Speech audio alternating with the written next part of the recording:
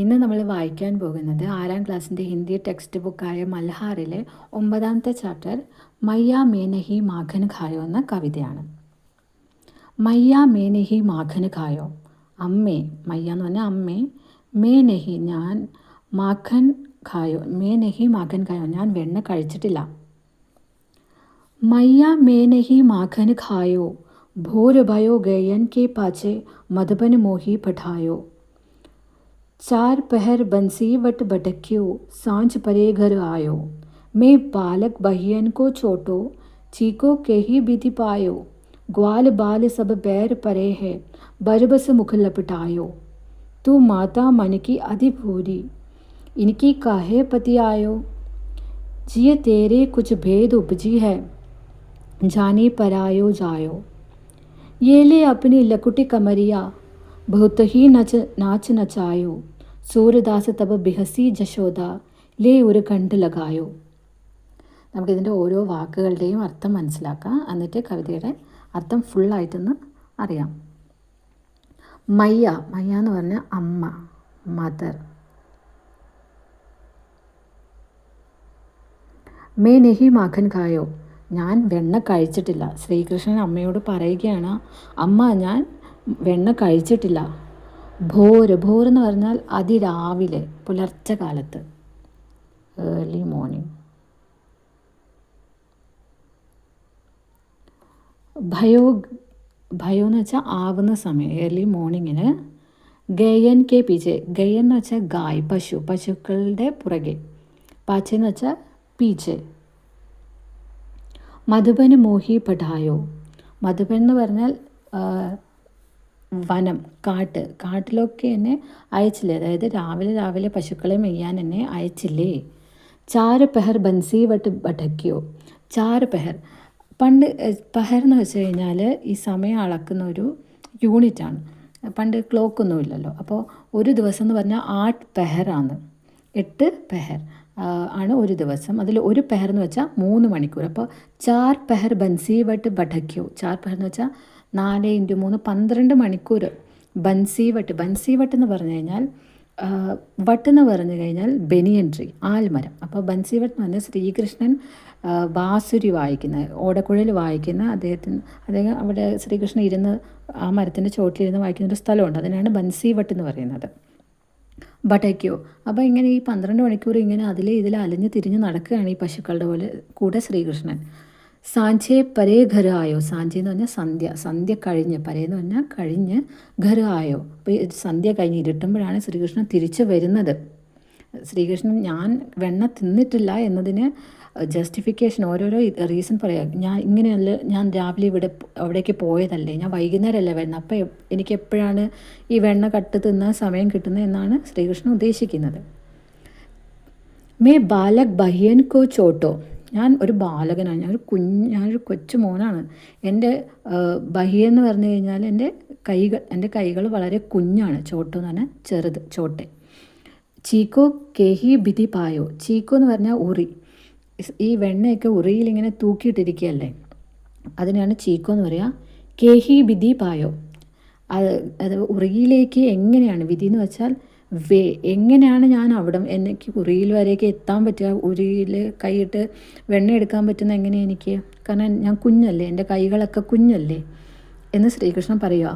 ഗ്വാല് ബാല് sub bare പരേഹെ, ഗ്വാല് ബാൽ എന്ന് വെച്ചാൽ ശ്രീകൃഷ്ണൻ്റെ കൂടെ ഇങ്ങനെ പശുക്കളെ ചരയ്ക്കാൻ വരുന്ന, പശുക്കളുടെ കൂടെയുള്ള നോക്കി വരുന്ന വേറെയും ബാലകന്മാരുണ്ടാവുമല്ലോ, അവരെയാണ് ഗ്വാല് ബാൽ എന്ന് പറയുന്നത്. ഗ്വാല് ബാല് സബ് ബേർ പരഹ, അവരൊക്കെ എന്നോട് പകരം വീട്ടുകയാണ്, എന്നോട് ദേശത്തിൽ എന്നോട് പകരം വീട്ടുകയാണ്. ബരബസ് മുകളിലപ്പെട്ടായോ, ബരബസ് എന്ന് വെച്ച് കഴിഞ്ഞാൽ ജബർദസ്തി, ഇങ്ങനെ ബലം പ്രയോഗിച്ച് എൻ്റെ മുഖത്ത് തേച്ച് വെച്ചതാണ് ഈ വെണ്ണ എന്ന്. അപ്പോൾ ശ്രീകൃഷ്ണൻ്റെ മുഖത്ത് വെണ്ണ പരന്തി കിടപ്പുണ്ട്, അതുകൊണ്ടാണ് അത് കാണാം അമ്മയ്ക്ക്. അത് അപ്പോൾ എത്രത്തോളം ഇങ്ങനെ ജസ്റ്റിഫിക്കേഷൻ പറയുമെന്നിങ്ങനെ അമ്മ നോക്കിയിരിക്കുക. അപ്പോഴത്തേക്കും ശ്രീകൃഷ്ണൻ മനസ്സിലായോ, അമ്മ എൻ്റെ മുഖത്തെ വെണ്ണ കണ്ടു, അതുകൊണ്ട് അടുത്ത് ഇത് പറയാണ്, എൻ്റെ കൂടെയുള്ള ബാക്കിയുള്ള ഗ്വാലപാലന്മാർ എന്നോട് ദേഷ്യം തീർക്കാൻ വേണ്ടിയിട്ട് എന്നെ മുറുക്കെ പിടിച്ച്, എന്നെ ബലമായി പിടിച്ച് എൻ്റെ മുഖത്ത് ജബർദസ്തി ഈ വെണ്ണ തേച്ച് വെച്ചതാണ്.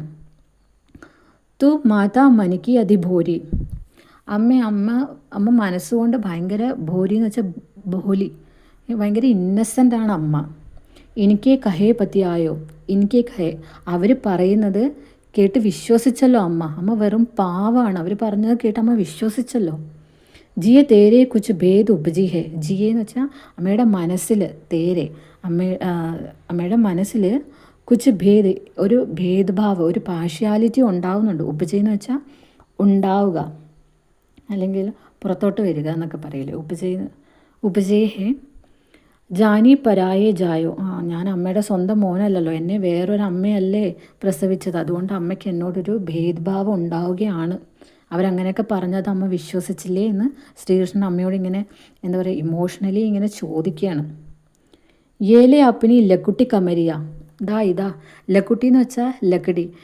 ഈ പശുക്കളുടെ പുറകെ പശുക്കളെ മേയ്ക്കാൻ ഇങ്ങനെ പോകുമ്പോഴത്തേക്ക് ഒരു കമ്പ് കൊടുക്കുമല്ലോ. അപ്പോൾ കമരിയ എന്ന് വെച്ചാൽ കമ്പിളി. അപ്പോൾ ഈ രാവിലെ അതിരാവിലെ പോകുന്നല്ലോ, അപ്പോൾ ഭയങ്കര തണുപ്പായിരിക്കില്ല, അപ്പോൾ ഇങ്ങനെ മൂടാൻ വേണ്ടിയിട്ട് കമ്പിളി പതുമ്പതാ, ഇത് ഈ വടിയും ഈ കമ്പിളിയും പിടിച്ചോ. ബഹുത്ത് ഹി നാച്ച് നച്ചായോ, എന്നെ കുറേ കളിപ്പിച്ചതാ. നാച്ച് എന്ന് വെച്ചാൽ ഡാൻസ്, നച്ചായ വെച്ചാൽ എന്നെ ഒത്തിരി ഡാൻസ് കളിപ്പിച്ചു. അതായത് അമ്മ പറയുന്നതൊക്കെ എന്നെക്കൊണ്ട് ചെയ്യിപ്പിച്ചു, ഞാൻ എല്ലാം ചെയ്തു, എന്നിട്ട് മറ്റുള്ളവർ പറഞ്ഞ് വിശ്വസിച്ചല്ലോ. സൂര്യദാസ് തവ് ബിഹസി യശോദ, സൂര്യദാസ് പറയുകയാണ്, അപ്പോൾ ബിഹസി യശോദ, ബിഹസി എന്ന് പറഞ്ഞാൽ ചിരിച്ചു, അമ്മ ചിരിക്കുകയാണ്. ജശോദ എന്ന് പറഞ്ഞാൽ യശോദാമ്മ ചിരിക്കുകയാണ്. അപ്പോൾ ലേ ഒരു കണ്ട് ലഗായോ, ലേ ഉരെന്ന് പറഞ്ഞു കഴിഞ്ഞാൽ ഒരു കണ്ട് ലഗായോ വെച്ചാൽ ഗലേസേ ലഗാന.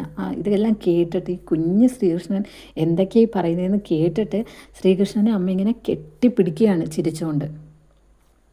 ഇത് മൊത്തം ശ്രീകൃഷ്ണൻ്റെ ലീലാവിലാസങ്ങളെക്കുറിച്ചാണ് ഈ പറയുന്നത്. നമുക്കിനി ഇത് എഴുതിയ കവിയെക്കുറിച്ചറിയാം. കവി സേ പരിചയം.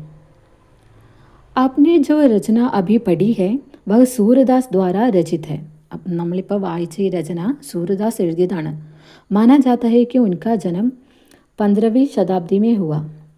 അദ്ദേഹം 15ാം ദശാബ്ദത്തിലാണ് ജനിച്ചതെന്നാണ് വിശ്വസിക്കുന്നത്. നമുക്ക് അദ്ദേഹം എന്നാ ജനിച്ചതെന്ന് ശരിക്കും അറിയത്തില്ല. 15th സെഞ്ച്വറിയിലാണ് ജനിച്ചതെന്ന് വിശ്വസിക്കുന്നു. सूरदास ने अपना अधिकांश जीवन मथुरा, गोवर्धन सहित ब्रज के क्षेत्रों में श्री कृष्ण के गुणगान में भजन गाते हुए बिताया. അദ്ദേഹത്തിൻ്റെ ജീവിതത്തിൻ്റെ ഒരു വലിയ ഭാഗം അദ്ദേഹം മധുരയിലും ഗോവർദ്ധനിലും ബ്രജ് ഭാഷയിൽ ക്ഷേത്രത്തിൽ, ബ്രജ് ഒരു ഏരിയ ആണ്, അവിടെ ക്ഷേത്രങ്ങളിൽ ശ്രീകൃഷ്ണൻ്റെ ഗുണഗാൻ, ശ്രീകൃഷ്ണനെ പുകഴ്ത്തി പാടി ഭജനമൊക്കെ ചെയ്താണ് ജീവിച്ചു പോയത്. ഉൻകി രചനായെ ബ്രജ് ഭാഷാമേ ഉപലബ്ധ ഹെ. അദ്ദേഹത്തിൻ്റെ രചനകൾ ബ്രജ് ഭാഷയിൽ ഉപലബ്ധ എന്ന് വെച്ചാൽ ലഭ്യമാണ്, അവൈലബിൾ ആണ്. ये रचनाएं इतनी सुंदर है कि आज भी लोगों के बीच बहुत प्रचलित है. അത് വളരെ സുന്ദരമായ കവിതകളാണ് അദ്ദേഹത്തിൻ്റെ, അത് ഇപ്പോഴും ഫേമസ് ആണ്. उनकी अधिकतर कविताओं में श्री कृष्ण की बाल लीलाओं का मनोहारी वर्णन है. അദ്ദേഹത്തിൻ്റെ അധികം കവിതകളിലും ശ്രീകൃഷ്ണൻ്റെ ബാലലീലകൾ മനോഹരമായി വർണ്ണിച്ചിരിക്കുന്നു. ये कविताएं अत्यंत लोकप्रिय है और देश भर में प्रेम से गाई जाती है. അത് അത്യന്തം ലോകപ്രിയ, ആൾക്കാർക്കെല്ലാം ഒത്തിരി ഇഷ്ടപ്പെട്ട പാട്ടുകളാണ്. അതുകൊണ്ട് ഭയങ്കര സ്നേഹത്തോടെ ഇത് പാടാറുണ്ട് ആൾക്കാർ. अपनी उत्कृष्ट रचनाओं के लिए वे महाकवि सूरदास कहलाते हैं. ഉത്കൃഷ്ടം എന്ന് വെച്ചാൽ എക്സലൻ്റ്. അദ്ദേഹത്തിൻ്റെ ഈ എക്സലൻ്റ് ആയിട്ടുള്ള ഇത്രയും വളരെ നല്ല രചനകൾ കാരണം അദ്ദേഹത്തിനെ മഹാകവി സൂർദാസ് എന്ന് വിളിക്കപ്പെടുന്നു അദ്ദേഹം. ഉൻകി മൃത്യു 16वीं शताब्दी में हुई थी. അദ്ദേഹം 16ാം നൂറ്റാണ്ടിലാണ് മരിച്ചത്.